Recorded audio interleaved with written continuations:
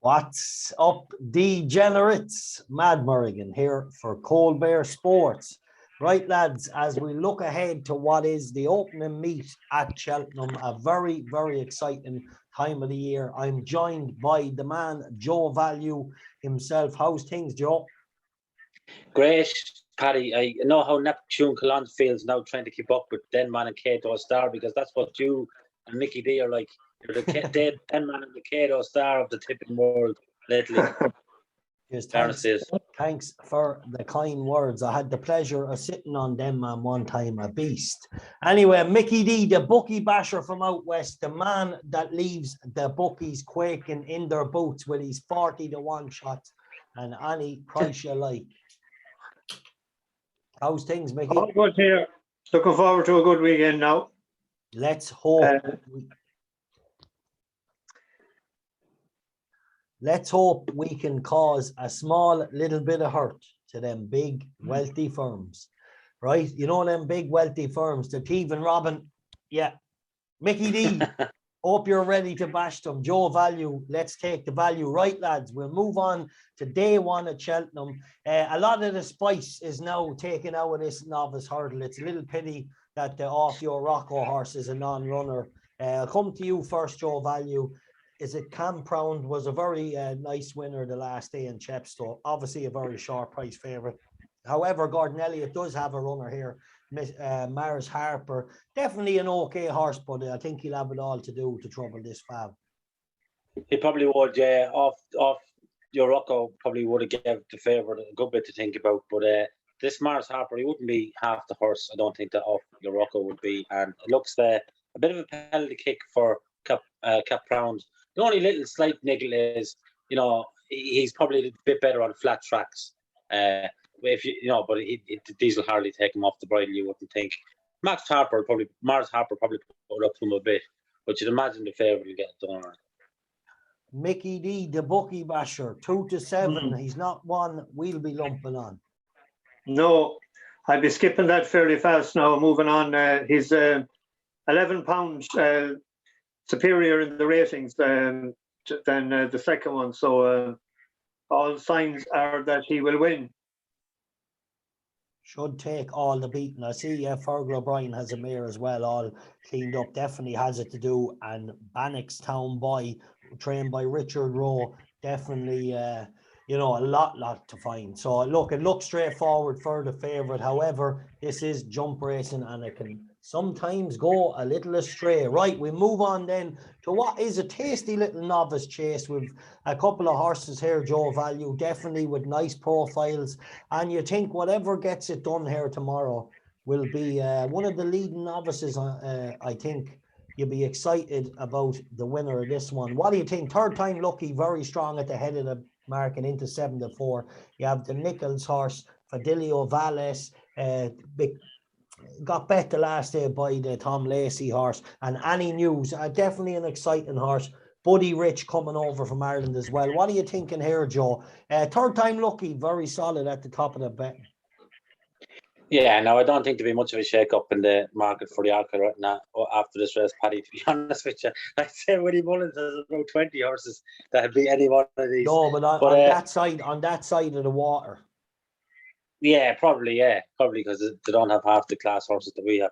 But look, it's hard for the Nichols horse there, Fidelio Valles, to come here with a penalty. Third time lucky, first time over fences.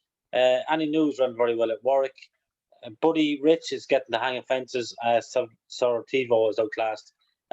Look, I like Annie News. I know you do as well. He's a smooth travelling horse. He's a bit of form around Cheltenham. And if his jumping holds up, he could take a bit of beat. Mickey D, third time lucky. You don't need 3 goals to be lucky, Mickey. You bashed them on all 3 goals. Yeah. Are you with or against them? Decent enough horse. I'm like a pupil at school now. I forgot my sheet for the Friday. I have the one for Saturday. As long as you done your homework, we'll let you on. I'll get my homework, but I'm on another phone here, so I know where I'm at certain places. I'm the numbers man, and I'd be on third time lucky here because he's rated like 143, and he's carrying 11 stone 2, and the top one, Fidelity Valley, is raced at 148. So like he's getting £8. So after having wind surgery as well, the skeletons are going well. So I'll be on third time lucky. Yes, definitely a very, very interesting runner. And just quick mention then as well, we've one on the outsider, Certivo, is it? Or Tivio? Certivo, yeah. Just for Gary Hammer in there as well. Coming in off the back of some runs, but will have to step up a lot. For me, I like Any News. You know, I really hope he shows it tomorrow, because he'll have to show it. He's a very, very nice horse. He was big, raw throughout his hurdle career. He just couldn't get the hang of things. And this horse ran in the Swinton, is it? Or the Swinton? Yeah, it is called the Swinton in Haydock, isn't it? The last race of the year. He lumped a fairly good weight around there. He travelled like much the best horse for the whole race. Looked like he was definitely going to trouble the favourite. Only he got halved, I think it was at the back of the second last. He got a really bad, nasty knock. And before that, whether he would have won that race or not, he was going to travel down over the last on the bridle with a big, big weight. So this horse, for me, he lost in Warwick. He probably shouldn't have. He rode him a little wide, a little too handy the whole way. I thought he should have dropped them in, rode tighter lines. I know sometimes your first time over fences, you want to get a little bit of light, but it was only a 4 or 5 runner race. There's loads of light everywhere. But I just hope he rides a tighter line and plays them very, very late.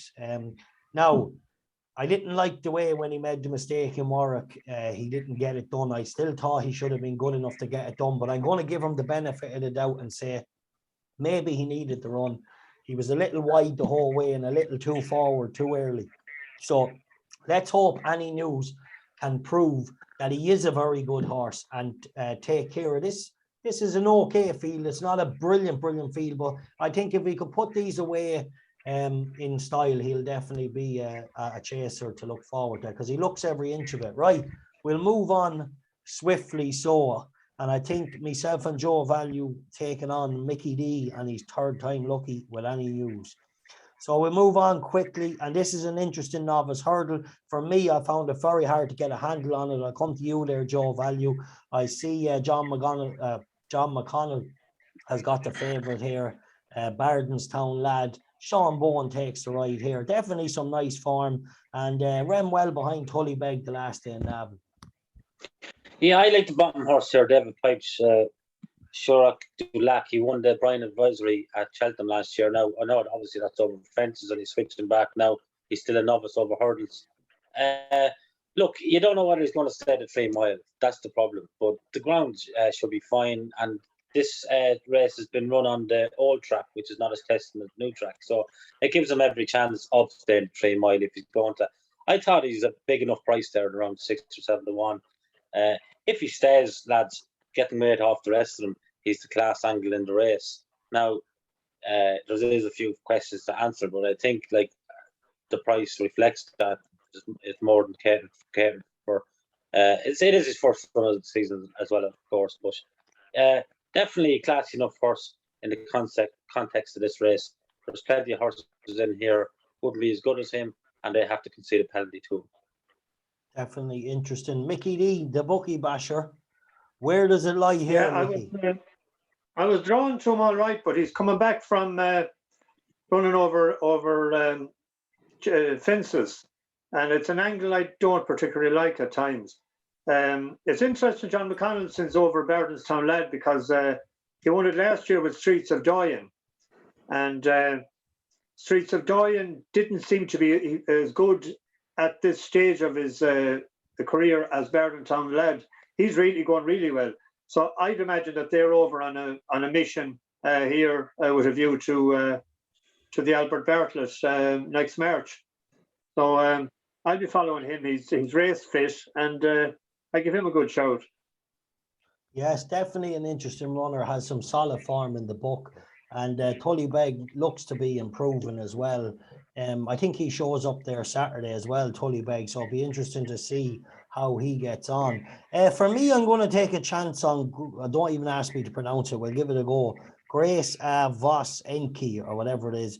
Harry Cobden and Paul Nichols. I thought he bumped into a nice horse that was after winning well. Was it in Huntington the time before the last day? Now, it will have to step up on all known form, but it's only a 5-year-old and has some okay form. So definitely Paul Nicholls heading here will want this horse, I think, to show him something nice. And I thought the last day, the horse that beat him came off the back of a win as well. So definitely interesting to pull the long way clear of the third horse. I think it could have been 9 or 10 lengths back to the next one. So I'll take a chance. I think he's around 7-1. Not a race I have a strong opinion on, but it'll be definitely interesting to see how the John McConnell horse gets on with Tullybeg there on Saturday. Right, we move on then quickly to the 340, the AA8 Sports Novices Limited Handicap Chase. We have 2 horses here that met the last day. Annual Invictus at the head of the betting, and is a Faviwar. He won. I think there wasn't a lot between them. I think a couple of lengths. Back on the lash, Danny Kerwin and Torn and Frayed. Mickey D, I'll come to you. Can the Skelton horse confirm the form with the Chris Gordon horse? He possibly can, but I'm not too worried whether he does or not, because if they finish second and third, I'll be on the winner, Denny Kerwin. Had a good bet on him the last time when he ran in the spring. I thought he was every inch a chaser in the making, big scopy sort. And he has wind surgery, I see, as well. An 8-year-old needs to get his act together, would say, now to beat those. But I fancy him tomorrow in a 5-horse field. I think he's third favourite. He's around the 4-1 mark. Joe Value, are you in agreement? First time over fences. He's definitely a nice horse. Are you with or against the Basher? Yeah, I'm with the Basher, thank God. What I was going to say, he won a pint to pint. So, coming from Paul Nicholls' stable as well, fences will be not much issue to him, I don't think. It is first time over fences. Throwing him straight into a handicap chase, you'd have to say he's probably taken to them very well. Wind surgery, decent ground, trip is fine, track should be okay. Yeah, I like him, to be honest with you. Yeah, definitely a very, very intriguing runner. So it looks like this is the Colbert Sports nap of the Cheltenham meeting. It's a clean sweep. Mad Merrigan likes this horse. He stood out to me on the page. Look, nothing against Faviwar and Annual Invictus, but I just thought maybe this horse might just improve past him. So hopefully he can put in a good round of jumping. It's definitely the type of horse Paul Nicholls will do well with over fences, whether he shows it tomorrow or not. There should be another day. So look, we'll put down Danny Carwin, I suppose, as the Colbert Sports nap, as the 3 boys have gone for it. So definitely interesting. Right, we'll move on so to what for me has a very interesting runner here at the top of the weights. Guard Your Dreams, definitely a very interesting horse in this race. I know he has to lump a big weight, but this 5-year-old could be pretty decent. Art Approval has won a couple of not in-ish races compared to this, but definitely a horse on the up, and a couple more along the way. Cool Cody back over hurdles. Maybe this is a prep run for the big chase there in November, is it? But I think definitely not without a chance. Joe Value, I'll come to you. Could Guard Your Dreams stamp his authority over this field, or is there something else lurking that might be too good for him? Promising horse, no doubt, but I wouldn't have him favourite. What would I make favourite? Hard to know. It's a fascinating race. As you say, Cody coming back over hurdles. Saying Sonnet doing the same. A very good horse. Captain Morgs, he's a horse that I really like, and Art Approval is going forward as well at a rapid rate of knots. Even Martin Keatley's mare there found on. She's improved as well. But if it was to be put down to his one selection, I definitely have to go for Captain Morgs. I was really impressed with him at Ascot last year, even though he jumped out to his left, and he did get beaten faking him on softer ground. So, but I think maybe the summer's break would have done him the world of good, and he's coming in here off a mark of 125. Henderson will have him right, there's no doubt about that, and we'll just find out how good he is now tomorrow. Mickey D, the bookie basher. Yeah, I was torn between the 2 big yards as well. Either Nicholls with Saint Sonnet.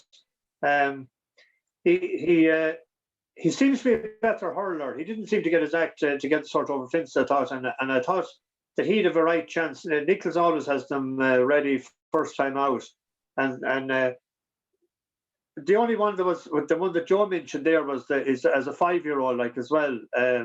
That he should have more to improve on. I know that Garger Dreams is a 5-year-old as well, but carrying 11-12 first time out, Tristan Davis, they're sort of iffy, right now. They're just not sort of.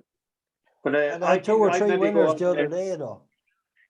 Yeah, they had I think they had a couple of nice winners the other day, and they won again today. They took down an odds-on favourite again today with an 8-1 shot.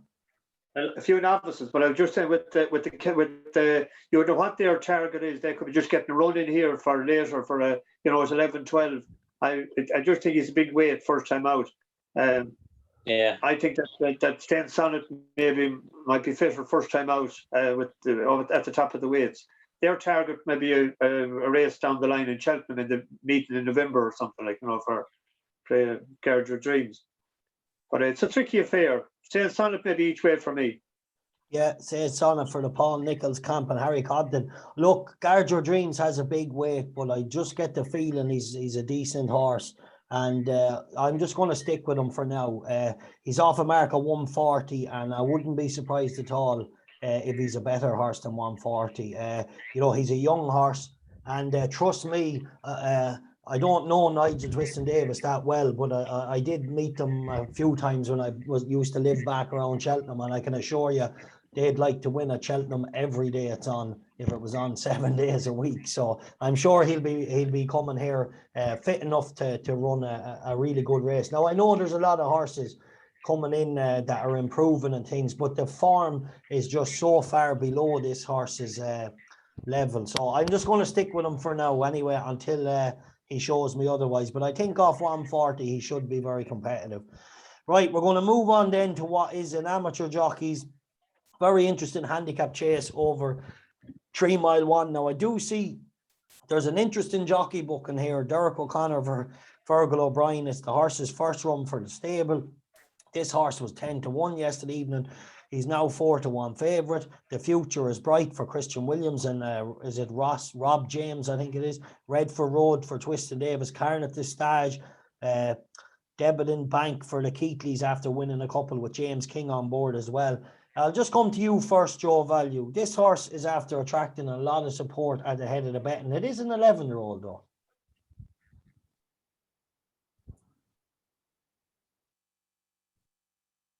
We're after losing the value. Mickey D, take it over. Yeah, Mickey.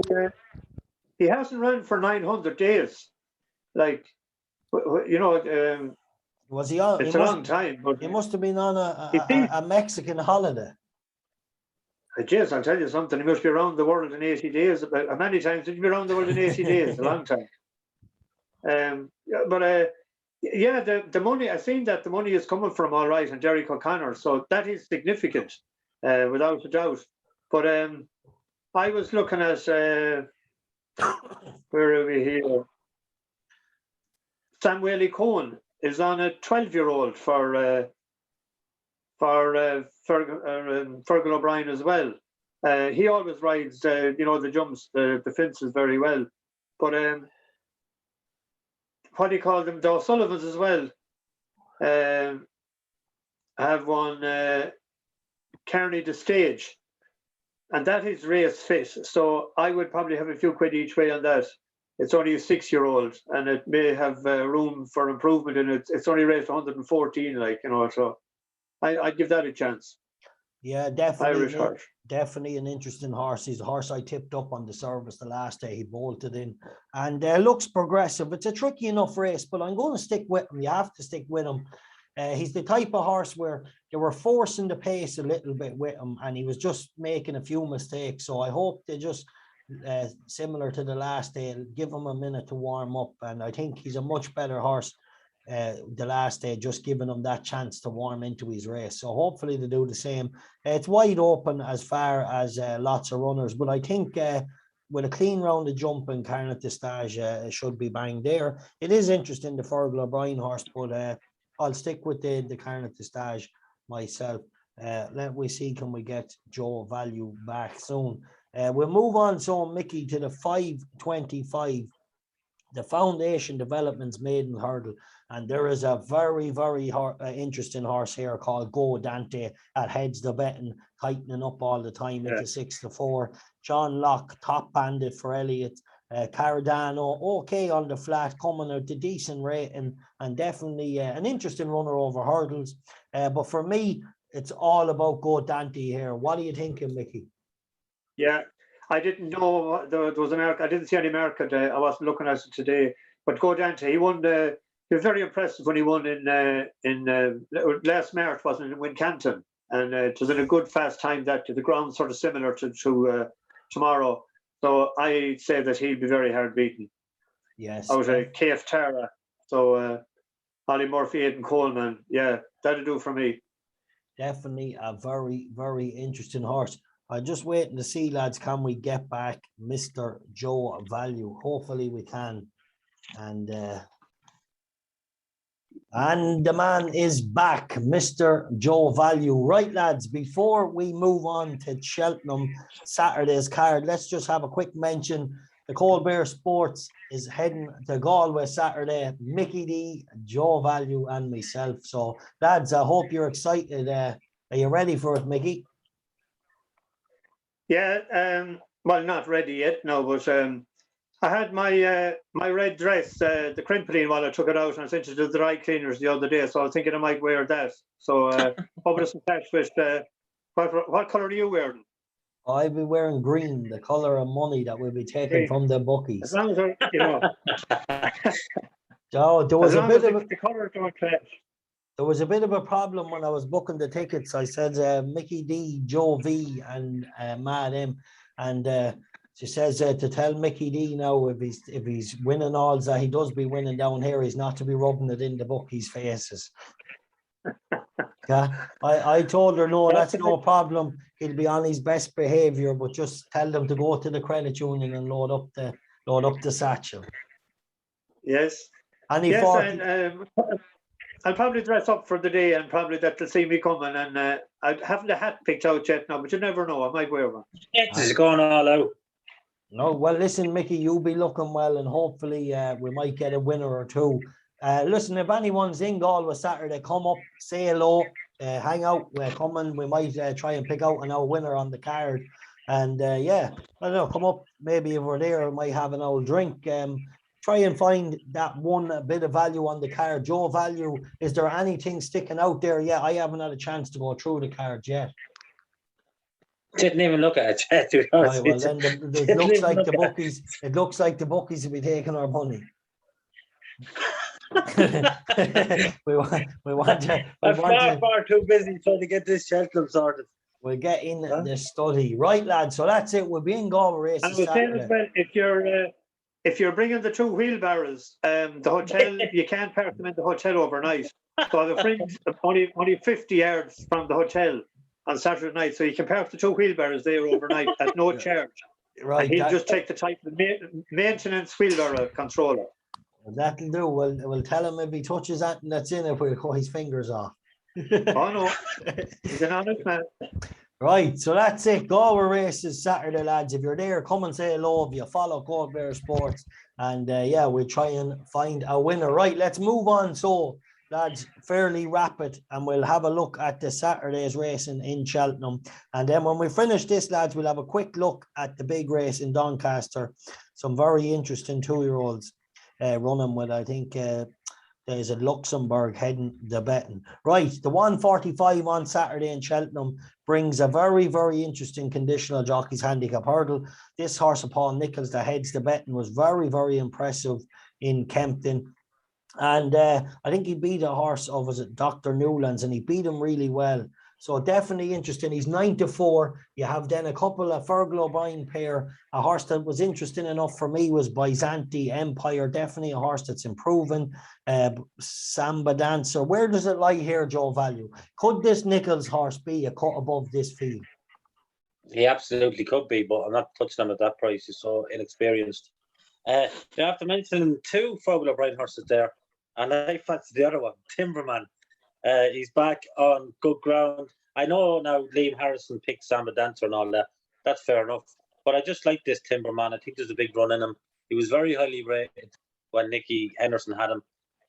He has a habit of running way too free and not giving himself much of a chance. Big field like this, they'll go like the clappers. He can get a nice, hopefully might get a nice smooth run through. I don't think there'll be much going better than him at the top of the hill. When they come down and into the straight there, he'd still be latching on it. Whether he can get up the hill now quick enough, I don't know, but he could be a big price, and I'll chance Timberman here, a few quid each way. Mickey D, where does it lie for you here? Yeah, this is always a very tricky meeting. Punters always want to be aware. There was only one favourite last year. That was Galvin. He won the 2 mile one Novice chase. And there's only 2 favourites 2019. St. Calvados and Benny's Bridge. But in the 145, 7 runners, only one favourite in the last number of years. One horse as well has carried more than 11 stone 4. So taking everything into consideration, I came down on Samba Dancer, 6-year-old, is carrying 10 stone 8. Fergal O'Brien trained it. It used to be trained by Owen Doyle in Ireland, and it looked moderate enough, but it seemed to be a great turn of form altogether. 3 runs for the new trainer here, 2 wins and a second. He was second first time out off 107. Then he won off 108, and he's up to, and he won pretty well the last day. And he's up to 114 now. And Liam Harrison takes off 3, so he's really run off 111. So he's a 7 or 8 to 1 shot. That'll do each way for me. Yeah, I'm going to stick with Byzante Empire here. Look, I'm not sure, like the Cheltenham, the hilly track, whether it'll suit him or not. But I always thought he might end up a horse higher rated than he is. He runs off 115, and Lily Pinchin gets a few pounds off. So I think definitely a horse interesting, coming back from a wind up and off a weight of 10 stone 8. We definitely haven't seen the best of him. Whether he can show it on a track like Cheltenham, I suppose we'll find out Saturday. But I'll take him each way. Definitely the Nichols horse, if he put it all together, could be a league above. But as Joe just said, coming into these races, lots of runners, and the one run they get a bit keen and they jump a bit funny, and all of a sudden a short price looks very disgusting, to be honest. Right, each of us have picked a different Fergal O'Brien horse, so we'll have to do €5 combination tri-cast, the 3 horses between us, because we never forgive ourselves if we went first, second, and third. It'd be unbelievable. No, well, I'll be okay with it as long as I won it. But definitely interesting. Right, so listen, lads, we've about 10 minutes left, so we'll just try and zip through this as quick as we can. Right, we have a 3 mile one, then handicap chase, and Curry Lee's horse, Storm Control, definitely an interesting horse with her stable going well. I think she had a winner again the other day somewhere. But Storm Control wouldn't mind if any rain came. I think he has a bit form with cutting the ground as well, but definitely progressive. Clock Cap, the horse that bombed out in the National, but none other than a Hennessy Gold Cup winner. Joe Value, I'll come to you. Is there anything lurking here, maybe away from the head of the market, that punters might want to latch on to at a bit of a value price? Absolutely, yeah. This is my each way bet of the weekend. It's called the Hollow Ginge. It was 4th in the Hennessy when Clock Cap won, but he was beaten around 12 lengths and a few fiddly mistakes. If you can iron out them, he's an absolute huge turnaround in the weights. He went off the boil completely towards the end of last season.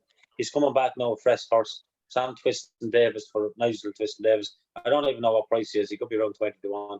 I'm not sure, but he's definitely getting a few quid off me. I'm going for him. The Hollow Ginge. Good horse on his day. Mickey D, what about yourself? Is Storm Control the one to beat here? He's 9 to 2 at the head of the bet, and Clock Cap lumps a massive weight. Good horse, but tough task. Yeah, only one favourite in 9 runnings of this, and that was Balthazar King. He won it in 2012 or 2013. Cloth Cap top weight went off 11 to 2 in the Grand National.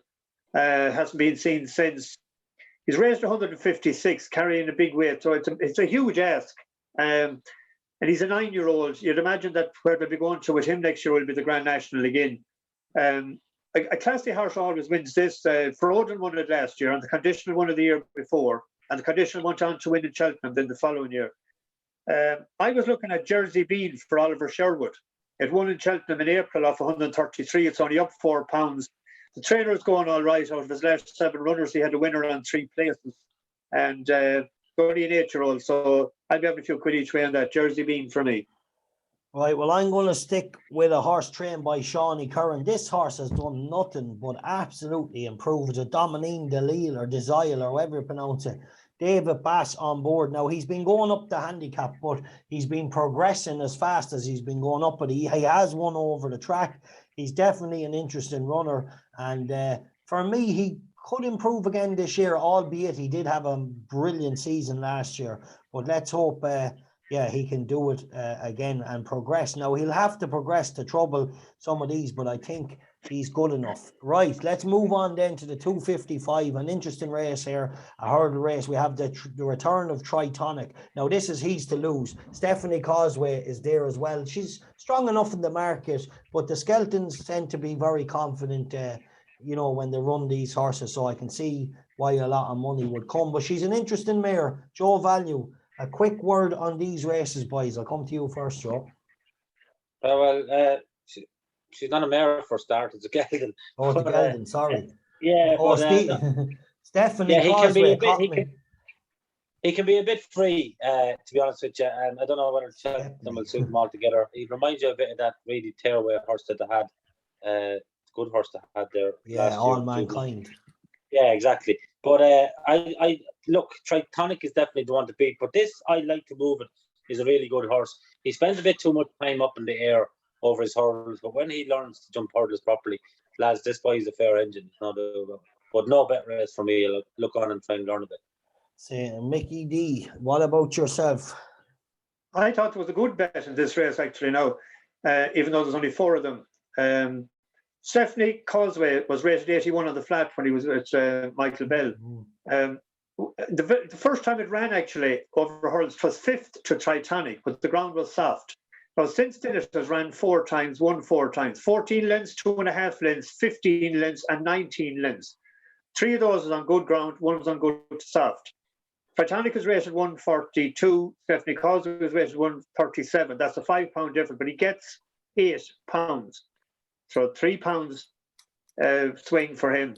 I thought this was the bet of the Cheltenham day, to be honest. Very interesting getting all the weight.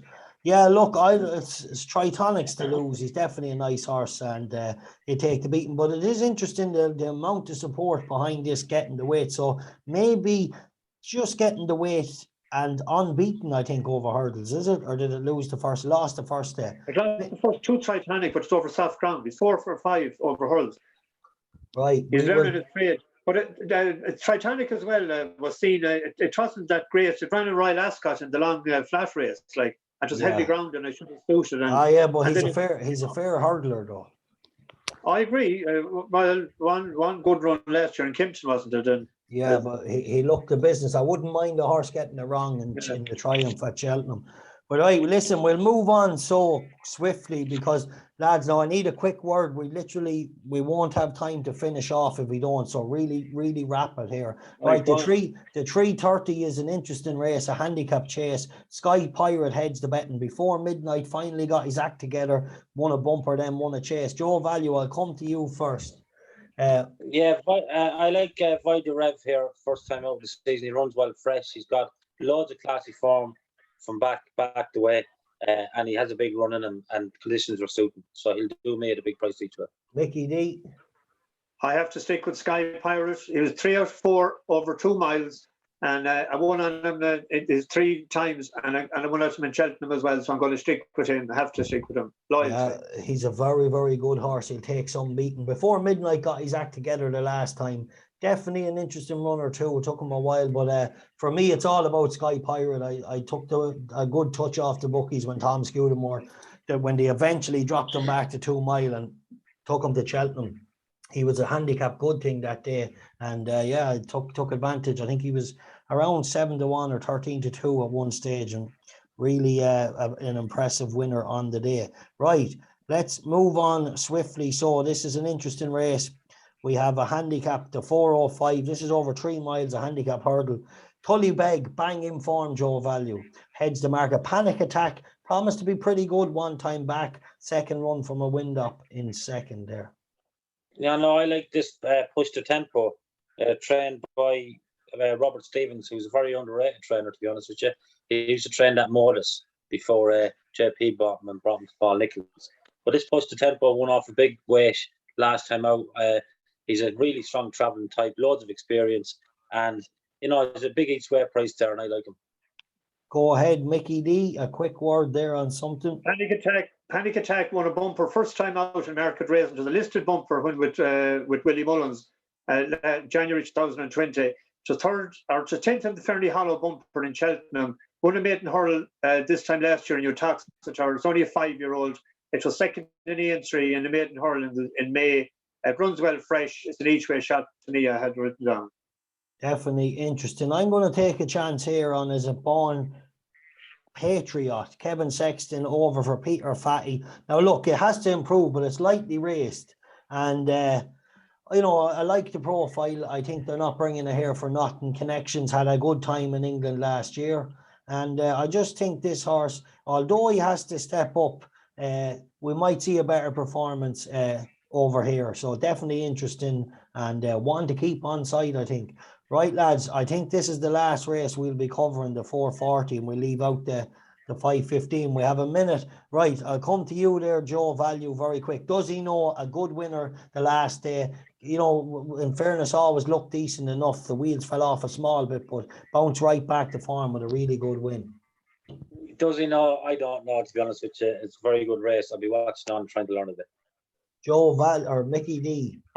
Oscar Elite was second in the Albert Bartlett. Vanillier was third in the entry to High Senior. And Brave Man's Game was second. And that'll do for me. Oscar Elite. Yeah, I'm just going to stick with this. Does he know? He looked a decent horse. I think he won over hurdles at Cheltenham twice before. And he looked to be back to something pretty good the last day. Right, lads, unfortunately, we're running out of time, but I hope you enjoyed the bit of crack, the banter, and I hope we get a winner or two on the board for you. So hopefully we'll kick it off tomorrow, lads, with that TriCast or whenever. The TriCast, that's on Saturday. Mickey D, as always. Need the wheelbarrow for that. Bring the wheelbarrow, boys. We'll see you in Galway Saturday if anyone wants to come. Thanks again, lads. Top men, the Bookie Basher and the Joe Value. I love the Aston Cart. For Cotton as well. Well, the Aston Cart, you'd want a fit ass to drag us home. The crates up as well. We'll get there. Hopefully, we'll have a good day and get an old winner.